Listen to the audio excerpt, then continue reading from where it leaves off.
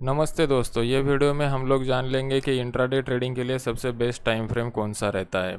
तो सबसे पहले हम लोग यहाँ पे सीख लेंगे कि मार्केट के कौन कौन से टाइप के पार्टिसिपेंट रहते हैं। एक बार आपको मार्केट पार्टिसिपेंट के बारे में पता चल गया तो फिर आपको सीखना रहेगा कि मार्केट में कौन कौन से टाइप के फेजेस रहते हैं।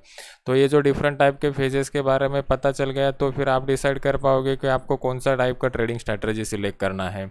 तो एक बार स्ट्रैटेजी सिलेक्ट कर लिया तो सबसे इंपॉर्टेंट बात आती है कि उसके लिए कौन सा टाइम फ्रेम हमें लेना चाहिए। तो पहले हम लोग क्या करेंगे, जनरल टाइम फ्रेम के बारे में डिस्कस करेंगे कि कौन कौन से जनरल टाइम फ्रेम रहते हैं। तो फिर each and every time frame का हम लोग एडवांटेजेस भी देख लेंगे और डिसएडवांटेजेस भी देख लेंगे।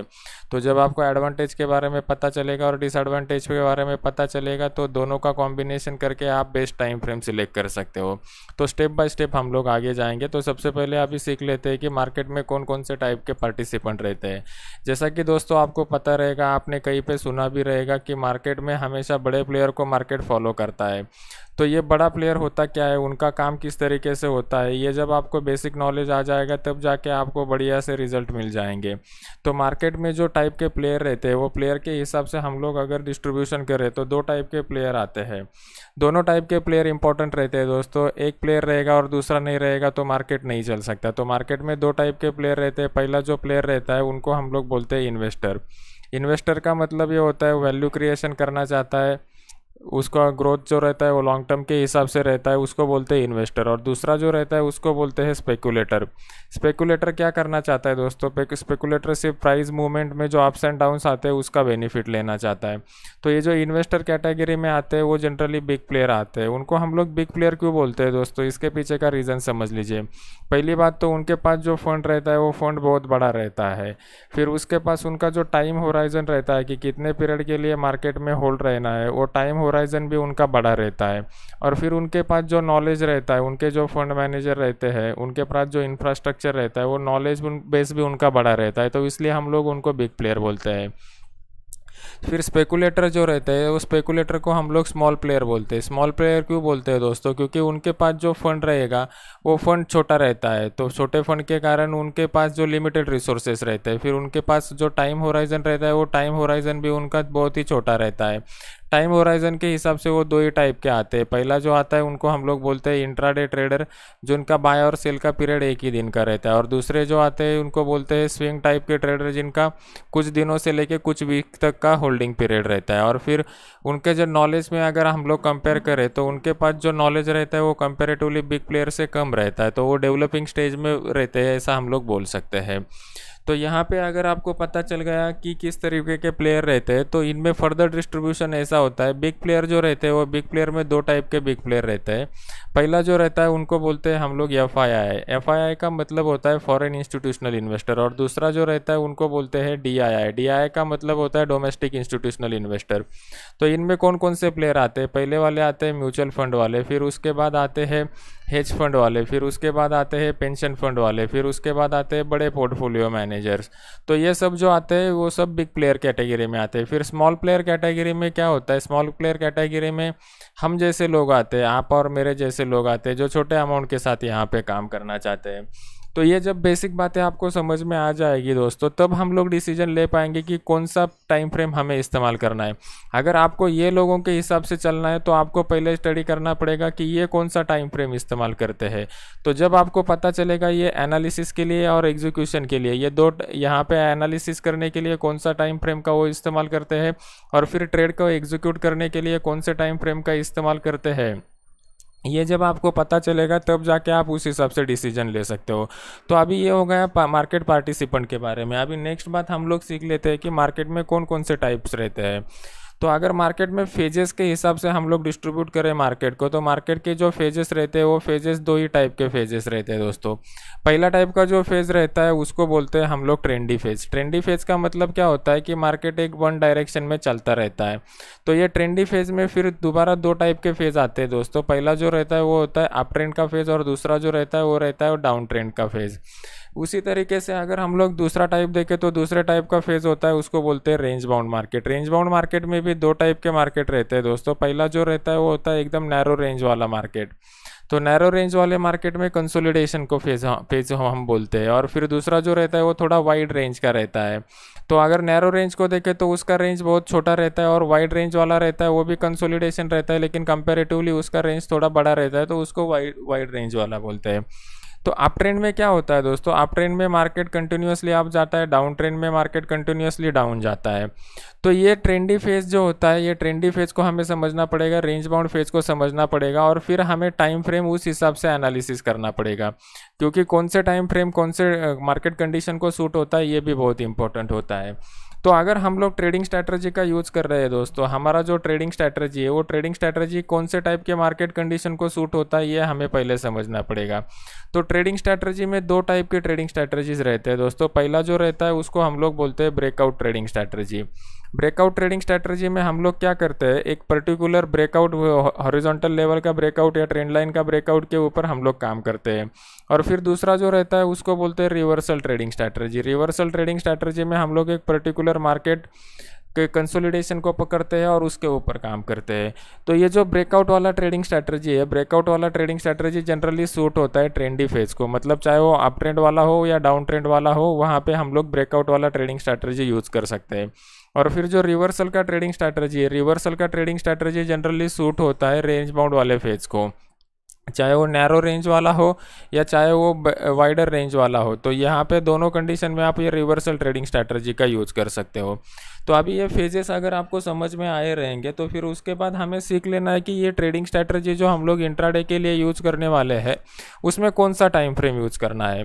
तो टाइम फ्रेम यूज़ करने से पहले मैं ट्रेडिंग स्ट्रैटेजी के बारे में एक बहुत ही इंपॉर्टेंट बात आपको बताना चाहता हूँ कि जब भी आप कोई भी ट्रेडिंग स्ट्रैटेजी यूज़ करते हो तो ट्रेडिंग स्ट्रैटेजी यूज़ करते समय आपको कौन से पॉइंट के ऊपर ध्यान देना है, क्योंकि ट्रेडिंग स्ट्रैटेजी में बहुत सारे फैक्टर ऐसे रहते हैं जो आपको समझने ज़रूरी है। तो ट्रेडिंग में आपको सबसे इंपॉर्टेंट फैक्टर दो टाइप को देना है। पहला जो है वो ट्रेडिंग स्ट्रैटेजी का एवरेज रिस्क रिवॉर्ड रेशो कितना है, और दूसरा जो आपको देखना है उसका सक्सेस रेट देखना है। अभी एवरेज रिस्क रिवॉर्ड रेशो का क्या मतलब है, तो मैं एक प्रैक्टिकल एग्जांपल के साथ बताता हूँ। मान लो कि आपको आपके ट्रेडिंग स्ट्रैटेजी ने सिग्नल दे दिया कि 210 रुपये पर आप बाय कर लो, आपका स्टॉप लॉस जो रहेगा वो रहेगा 208 रुपये का, और आपका टारगेट जो रहेगा वो टारगेट आपका रहेगा 220 रुपये का। तो यहाँ पे हमें देखना है कि हम लोग बाय 220 पर कर रहे हैं और यहाँ पे अपना स्टॉप लॉस 208 का है, मतलब यहाँ पे अपना जो रिस्क आ रहा है वो रिस्क आ रहा है 2 रुपये का, और यहाँ पे बाय 210 पे कर रहे हैं और टारगेट अपना 220 का है। तो यहाँ पे अपने को जो रिवॉर्ड मिल रहा है वो रिवॉर्ड आपको मिल रहा है 10 रुपये का। तो यहाँ पे अगर हम लोग risk to reward ratio calculate करते हैं दोस्तों, तो रिस्क टू रिवॉर्ड रेशो आपका आ रहा है 1:5 का, मतलब आपका 2 रुपये का रिस्क है और 2 रुपये के रिस्क के अगेंस्ट आपको 10 रुपये का प्रॉफिट हो रहा है, मतलब आपका रिस्क रिवॉर्ड रेशो आ रहा है 1:5 का। फिर उसके बाद सक्सेस रेट का क्या मतलब होता है दोस्तों, मान लो कि आपने 10 ट्रेड को एग्जीक्यूट किया तो 10 में से आपके कुछ ट्रेड प्रॉफिट में जाने वाले हैं और कुछ ट्रेड ऐसे रहेंगे कि उसमें आपको लॉस सफर करना पड़ेगा। तो मान लो कि 10 में से आपके 7 ट्रेड प्रॉफिट में चले गए और 3 ट्रेड लॉस में चले गए, तो हम लोग बोलेंगे कि ये ट्रेडिंग स्ट्रैटेजी का रिस्क सक्सेस रेट जो है, एक्यूरेसी जो है वो 70% के करीब है। तो ट्रेडिंग स्ट्रैटेजी जब आप डिसाइड करोगे तो वो ट्रेडिंग स्ट्रैटेजी में ये 2 पॉइंट को आपको इंपॉर्टेंट देना पड़ेगा कि रिस्क रिवॉर्ड रेशो कितना है और सक्सेस रेट कितना है। फिर एक बार आपने ये डिसाइड कर लिया तो हम लोग टाइम फ्रेम का बेस्ट एनालिसिस कर सकते हैं कि हमें ये ट्रेडिंग स्ट्रैटेजी में, ये इंट्राडे ट्रेडिंग स्ट्रैटेजी में कौन सा टाइम फ्रेम यूज़ करना है। तो ये अभी बेसिक बात है, अगर आपको समझ में आ ही रहेगी। तो अभी हम लोग मेन पार्ट के ऊपर जाते हैं, that is a time frame हम किस तरीके से डिसाइड करेंगे। तो टाइम फ्रेम हमें डिसाइड करने से पहले दोस्तों आपको ये समझना पड़ेगा कि जनरल कौन कौन से टाइम फ्रेम रहते हैं। एक बार आपको जनरल टाइम फ्रेम समझ में आ गए तो आप समझ पाओगे कि उसमें से कौन सा टाइम फ्रेम हमें लेना है और क्यों लेना है। तो जनरल टाइम फ्रेम में देखो, पहले दोस्तों आता है 1 मिनट का टाइम फ्रेम, फिर उसके बाद आता है 2 मिनट का, फिर 3 मिनट का, फिर 5 मिनट का, एकदम अल्ट्रा शॉर्ट टाइम फ्रेम रहता है। फिर उसके बाद आता है 15 मिनट का टाइम फ्रेम, 30 मिनट का टाइम फ्रेम, फिर आवरली टाइम फ्रेम, और फिर उसके बाद आता है डेली का टाइम फ्रेम, वीकली का टाइम फ्रेम जिसमें हम लोग वीकली चार्ट देते हैं, और सबसे लास्ट वाला जो रहता है that is a monthly time frame, हम लोग जिसमें मंथली का चार्ट देखते हैं। तो ये जो टाइम फ्रेम है दोस्तों, ये टाइम फ्रेम में हम लोगों ने कैटेगरी किया है। ये जो 1 मिनट से लेके आवरली तक का टाइम फ्रेम है दोस्तों, इसको हम लोग बोलते हैं लोअर टाइम फ्रेम। इसको क्यों लोअर बोलते हैं ये भी हम लोग समझ लेंगे। फिर डेली से लेके मंथली तक का जो टाइम फ्रेम है दोस्तों, उसको हम लोग बोलते हैं हायर टाइम फ्रेम। तो ये जो दोनों टाइम फ्रेम है, ये दोनों टाइम फ्रेम के कुछ एडवांटेजेस है, कुछ डिसएडवांटेजेस है, अभी समझ लेते हैं। तो जैसा कि मैंने आपको बताया था कि आप कौन सा भी ट्रेडिंग स्ट्रैटेजी यूज करोगे तो ट्रेडिंग स्ट्रैटेजी में आपको 2 पॉइंट के ऊपर ध्यान देना है। पहला पॉइंट है आपका रिस्क रिवॉर्ड रेशो कितना आ रहा है वो ट्रेडिंग स्ट्रैटेजी का, और दूसरा पॉइंट है आपका सक्सेस रेट कितना आ रहा है। अगर आप लोअर टाइम फ्रेम का इस्तेमाल करते हो दोस्तों, तो लोअर टाइम फ्रेम में आपका जो रिस्क रिवॉर्ड रेशो आपको मिलेगा वो एकदम हाइयर मिलेगा। लेकिन अगर लोअर टाइम फ्रेम में आप सक्सेस रेट देखोगे तो सक्सेस रेट कंपैरेटिवली कम रहेगा। उसी तरीके से अगर आप हाइयर टाइम फ्रेम का इस्तेमाल करते हो तो हाइयर टाइम फ्रेम में क्या हो जाएगा, हाइयर टाइम फ्रेम में आपको जो रिस्क रिवॉर्ड रेशो मिलेगा वो रिस्क रिवॉर्ड रेशो थोड़ा कम मिलेगा, लेकिन उसके बाद जो आपका सक्सेस रेट है वो सक्सेस रेट हाइयर रहेगा। तो ये दो बातें आपको समझनी पड़ेगी। फिर उसके बाद जब आप इंट्राडे ट्रेडिंग करते हो तो इंट्राडे ट्रेडिंग में आपको एक और फैक्टर को आप ध्यान में रखना पड़ता है, that is a number of trading opportunity. आपको नंबर ऑफ ट्रेडिंग अपॉर्चुनिटीज़ कितना मिलने वाला है, that is also important factor. तो अगर आप लोअर टाइम फ्रेम का इस्तेमाल करते हो तो लोअर टाइम फ्रेम में आपको number of trading opportunity higher मिल जाएगा, और अगर आप हाइयर टाइम फ्रेम का इस्तेमाल करते हो तो उसमें आपको नंबर ऑफ ट्रेडिंग अपॉर्चुनिटी थोड़ा कम मिलेगा। लेकिन इसमें क्या हो जाएगा दोस्तों, अगर आपको बहुत सारे ट्रेडिंग अपॉर्चुनिटी मिलते हैं तो उसमें क्या हो जाएगा, आपका जो कॉस्ट ऑफ ट्रेडिंग है वो कॉस्ट ऑफ ट्रेडिंग ज़्यादा हो जाएगा। उसमें आपको ब्रोकरेज भी ज़्यादा देना पड़ेगा और टैक्सेस भी ज़्यादा देने पड़ेंगे, तो इसमें आपका थोड़ा लॉस हो सकता है। और अगर एकदम कम आपको ट्रेडिंग अपॉर्चुनिटीज़ मिले तो फिर आपका प्रॉफिट फैक्टर जो है वो प्रॉफिट फैक्टर भी थोड़ा कम हो सकता है। तो ये हो गए एडवांटेजेस और डिसएडवांटेजेस। लोअर टाइम फ्रेम के मैंने एडवांटेजेस डिसएडवांटेजेस बता दिया, हायर टाइम फ्रेम के मैंने एडवांटेजेस और डिसएडवांटेजेस भी बता दिए। तो अभी आपको एक बात तो पता चलेगी कि हम लोग अगर सिंगल टाइम फ्रेम का यूज़ करते हैं कोई से भी, मतलब लोअर टाइम फ्रेम का यूज़ करें या हायर टाइम फ्रेम का यूज़ करें, अगर हम लोग सिंगल टाइम फ्रेम का यूज़ करेंगे तो हमारे लिए वो बेनिफिशियल नहीं रहेगा, क्योंकि इसमें कुछ एडवांटेजेस है कुछ डिसएडवांटेजेस है। तो हम लोगों को क्या करना पड़ेगा, अगर हमें मार्केट में बड़ा पैसा कमाना है तो हमें बिग प्लेयर की तरह सोचना पड़ेगा। बिग प्लेयर मतलब जो एफआईआई डीआईआई है, वो एफआईआई डीआईआई किस तरीके से सोचते हैं उस तरीके से हमें काम करना पड़ेगा। तो वो लोग कौन सा टाइम फ्रेम इस्तेमाल करते हैं, किस तरीके से वो एनालिसिस करते हैं, वो हमें समझना पड़ेगा।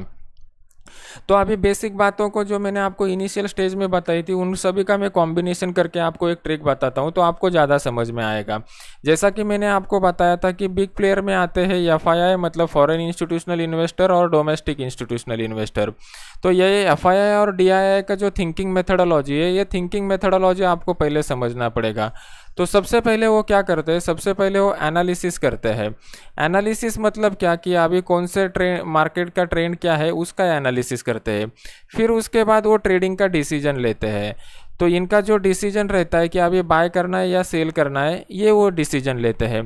तो एनालिसिस करना एक अलग बात है दोस्तों, और डिसीजन लेना मतलब एक्चुअली ट्रेड को एग्जीक्यूट करना ये अलग बात है। तो बिग प्लेयर जनरली क्या करते हैं, बिग प्लेयर एनालिसिस के लिए क्या करते हैं, एनालिसिस के लिए हाइयर टाइम फ्रेम का इस्तेमाल करते हैं। और एक बार उनका हाइयर टाइम फ्रेम के ऊपर एनालिसिस कंप्लीट हो जाता है तो ट्रेड एग्जीक्यूट करने के लिए वो लोअर टाइम फ्रेम का इस्तेमाल करते हैं। तो हमें भी उनकी तरह ही काम करना पड़ेगा दोस्तों। हम लोग क्या करेंगे, हम लोग भी एनालिसिस के लिए हाइयर टाइम फ्रेम का इस्तेमाल करेंगे और ट्रेड का जो एग्जीक्यूशन है वो ट्रेड का एग्जीक्यूशन हम लोग लोअर टाइम फ्रेम पर करेंगे। तो किस तरीके से करेंगे, तो हम लोग दो कॉम्बिनेशन यूज करेंगे। हम लोगों को जो टाइम फ्रेम सिलेक्ट करना है वो टाइम फ्रेम सिलेक्ट कैसे करेंगे, हम लोग एक सिंगल टाइम फ्रेम का यूज़ नहीं करेंगे, हम लोग मल्टीपल टाइम फ्रेम का यूज़ करेंगे। मल्टीपल में हमारा रहेगा एक हाइयर टाइम फ्रेम और एक रहेगा अपना लोअर टाइम फ्रेम। तो हाइयर टाइम फ्रेम और लोअर टाइम फ्रेम का हम लोग कॉम्बिनेशन करेंगे। तो हाइयर टाइम फ्रेम में हम लोग क्या करेंगे, हाइयर टाइम फ्रेम में हम लोग देखेंगे कि मार्केट में ट्रेंड कौन सा है। तो एक बार हम लोगों ने हाइयर टाइम फ्रेम के ऊपर ट्रेंड देख लिया तो लोअर टाइम फ्रेम में हम लोग क्या करेंगे, लोअर टाइम फ्रेम में हम लोग ट्रेड का एग्जीक्यूशन करेंगे। तो इससे क्या हो जाएगा दोस्तों, यहाँ पे हाइयर टाइम फ्रेम की वजह से अपना सक्सेस रेट जो है वो सक्सेस रेट हमें ज़्यादा मिलेगा, और लोअर टाइम फ्रेम में हम लोग जो एग्जीक्यूट करेंगे वो लोअर टाइम फ्रेम में एग्जीक्यूट करने की वजह से अपना रिस्क रिवॉर्ड रेशो जो है वो रिस्क रिवॉर्ड रेशो भी अच्छा रहेगा। तो आपको क्या करना है दोस्तों, यह हाइयर टाइम फ्रेम जो है, हाइयर टाइम फ्रेम में आपको ट्रेंड देखना है। मान लो कि हाइयर टाइम फ्रेम में आपको अप ट्रेंड मिल रहा है और यहाँ पे फिर हम लोग क्या करेंगे, उसी तरीके से लोअर टाइम फ्रेम में हम लोग देखेंगे, लोअर टाइम फ्रेम में भी हमें अप ट्रेंड ही मिल रहा है तो हम लोग बाय का डिसीजन ले लेंगे, वहाँ पे हम लोग बाय के ट्रेड को एग्जीक्यूट करेंगे। फिर उसके बाद मान लो कि हाइयर टाइम फ्रेम पे आपको बता ही दे रहा है कि मार्केट डाउन ट्रेंड में है, लोअर टाइम फ्रेम में भी हमें पता चल रहा है कि मार्केट डाउन ट्रेंड में है, तो हम लोग सेल का डिसीजन ले लेंगे। फिर उसके बाद मान लो कि हायर टाइम फ्रेम में हमें मार्केट बता रहा है अप ट्रेंड जा सकता है, लोअर टाइम फ्रेम में मार्केट बता रहा है डाउन ट्रेंड में जाने वाला है। तो वो टाइम पे हम लोग कुछ भी ट्रेड नहीं करेंगे, हम लोग सिंपली मार्केट से दूर रहेंगे। यहाँ पे क्या होता है दोस्तों, ये जो मैंने आपको बताया कि मार्केट का जो बेसिक स्ट्रक्चर है तो इस तरीके से रहता है। तो ये जो बीच का पीरियड है, ये बीच के पीरियड में जब आपको डाउन ट्रेंड पता चलता है तो इसको बोलते हैं करेक्शन। तो ये करेक्शन की फेज में हम लोग ट्रेड नहीं करेंगे, हम लोग सिंपली मार्केट से दूर रहेंगे। फिर मान लो कि हायर टाइम फ्रेम में हमें डाउन ट्रेंड बता रहा है और लोअर टाइम फ्रेम में हमें अप ट्रेंड बता रहा है, तो वो केस में भी हम लोग मार्केट से दूर रहेंगे। हायर टाइम फ्रेम में डाउन ट्रेंड बता रहा है, इसका मतलब क्या है दोस्तों, यहाँ पे देखोगे अगर आप, तो ये जो बीच का पीरियड है, यहाँ पे जो बीच में मार्केट अब थोड़ा सा अप जाता है, ये तो इसको टेक्निकल लैंग्वेज में हम लोग बोलते हैं बाउंस बैक। तो बाउंस बैक में आपका सक्सेस रेट भी कम रहता है और रिस्क रिवॉर्ड रेशो भी कम रहता है। तो ये दो कंडीशन में हमें मार्केट से दूर ही रहना है। तो ये दो वाले जो कंडीशन मैंने आपको बताए हुए हैं, ये दो वाले कंडीशन के ऊपर अगर आप ट्रेड करते हो तो उसमें आपका सक्सेस रेट जो है वो सक्सेस रेट भी बढ़िया रहेगा और आपका रिस्क रिवॉर्ड रेशो जो रहेगा वो रिस्क रिवॉर्ड रेशो भी बढ़िया रहेगा। तो इस तरीके से आपको काम करना है। तो जनरली मैं आपको रिकमेंड करूंगा, अगर आप हायर टाइम फ्रेम का यूज़ करना चाहते हो तो डेली का यूज़ कीजिए, और लोअर टाइम फ्रेम में अगर आप एग्जीक्यूशन के लिए यूज़ करना चाहते हो तो यहाँ पे आप 1 मिनट का या 3 मिनट का टाइम फ्रेम इस्तेमाल कीजिए। तो ये दोनों का जब आप मल्टीपल टाइम फ्रेम में कॉम्बिनेशन करेंगे तो आपके रिजल्ट जो रहेंगे वो रिजल्ट बहुत बढ़िया रहेंगे। तो इस तरीके से आप मल्टीपल टाइम फ्रेम का एनालिसिस करके आप ट्रेडिंग करोगे तो उसमें आपको बहुत बढ़िया बेनिफिट मिल जाएगा। और एक बात मैं आपको दोस्तों यहाँ पे बताना चाहता हूँ, तो ये जो अपना टेलीग्राम का चैनल है, ये टेलीग्राम के चैनल का नाम है प्रोफेशनल ट्रेडर नयन पोखर करके नाम से, जहाँ पे 25,000 से भी ज़्यादा लोग जुड़े हुए हैं। तो यहाँ पे मैं क्या करता हूँ, यहाँ पे मैं फ्री में सिग्नल देता हूँ। जैसे कि मैंने यहाँ पे DCB बैंक का सिग्नल दिया था, वहाँ पे मैं एंट्री का प्राइस बता देता हूँ, स्टॉप लॉस का प्राइस बता देता हूँ, और जहाँ से अपना सिग्नल एक्टिवेट हो जाता है वहाँ से वन साइडेड का मूवमेंट आपको मिलता है। तो यहाँ पे अगर आप देखोगे तो बीच बीच में कहाँ पे प्रॉफिट बुक करना है वो भी मैं बता देता हूँ। तो यहाँ पे अगर आप देखोगे तो ये जो सिग्नल दिया था इसमें हमें जो रिस्क रिवॉर्ड रेशो मिला था वो 1:5 का मिला था, और जो सिग्नल मैं यहाँ पे फ्री में देता हूँ टेलीग्राम चैनल में, वही सिग्नल मैं मेरे खुद के अकाउंट में भी एग्जीक्यूट करता हूँ। यहाँ पे मैंने एक्सचेंज एग्जीक्यूशन ऑर्डर नंबर और एग्जीक्यूटर स्टेटस के साथ सब कुछ दिखाया हुआ है। तो ये सिर्फ मैं आज का नहीं दिखा रहा हूँ, ये मैंने 2016 से लेकर आज के दिन तक का दिखाया हुआ है। नीचे डिस्क्रिप्शन बॉक्स में मैंने उसका लिंक दिया है, आप 2016 से लेकर आज का रिकॉर्ड चेक कर सकते हो। तो ये जो है ये टेलीग्राम चैनल कम्प्लीटली फ्री है। टेलीग्राम चैनल का लिंक मैंने नीचे डिस्क्रिप्शन के बॉक्स में दिया हुआ है, आपको चाहिए तो आप ये टेलीग्राम चैनल को ज्वाइन कर सकते हो, जिसका लिंक मैंने नीचे डिस्क्रिप्शन बॉक्स में दिया हुआ है। ये कम्प्लीटली फ्री है। अगर ये वीडियो आपको अच्छा लगता है तो इसको लाइक कीजिए, शेयर कीजिए। अगर किसी नए टॉपिक के ऊपर आपको वीडियो चाहिए तो मुझे वो कमेंट सेक्शन में बता दीजिए, मैं मेरी तरफ से वो वीडियो बनाने की पूरी कोशिश करूँगा। अगर ऐसे ही एजुकेशनल वीडियोस आपको देखने हैं तो ये चैनल को सब्सक्राइब कीजिए, और सब्सक्राइब करने के बाद बेल आइकॉन का बटन दबा दीजिए, तो जैसे ही मैं नया कोई एजुकेशनल वीडियो लॉन्च करता हूँ आपको उसका नोटिफिकेशन मिल जाएगा। Thank you very much.